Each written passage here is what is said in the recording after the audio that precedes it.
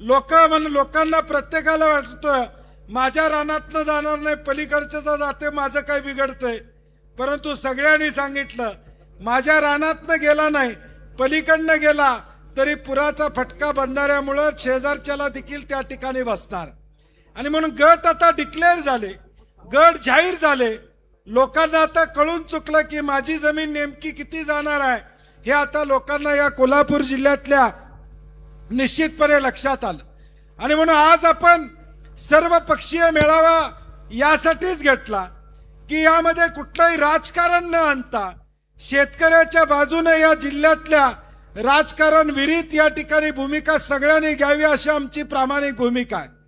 शाहू स्मारकला मागच्या वेळी आम्ही पहिला मेळावा घेतला, तो देखील सर्व पक्षीय घेतला. नंतर आपण भव्य मोर्चा जिल्हाधिकारी कार्यालयावर त्या ठिकाणी काढला होता आणि सातत्यानं हा लढा कायमपणे या ठिकाणी ठेवला. सरकारमध्ये संभ्रमावस्था सरकारमध्ये देखील या ठिकाणी आहे. सरकारमध्ये मी अनेकांशी बोलतो, आम्ही विधिमंडळात काम करतोय, अनेक मंत्र्यांशी चर्चा करतो. सगळ्यांची या ठिकाणी याला मान्यता आहे का हे वास्तवता त्या ठिकाणी नाही आहे. परंतु एकट्या मुख्यमंत्र्यांच्या माध्यमातून हा रस्ता झाला पाहिजे ही भूमिका दुर्दैवानं या राज्यामध्ये या ठिकाणी चालू आहे. आपण बघत असाल की गेल्या 3 वर्षामध्ये शक्तीपीठचा डीपीआर कसा झाला, कुणी केला याचा थांगपत्ता आपल्याकडे नाही आहे. एखादा प्रोजेक्ट ज्यावेळी तयार होतो त्यावेळी त्याचं रेखांकन 4-4, 5-5 वेळा बदललं जातं.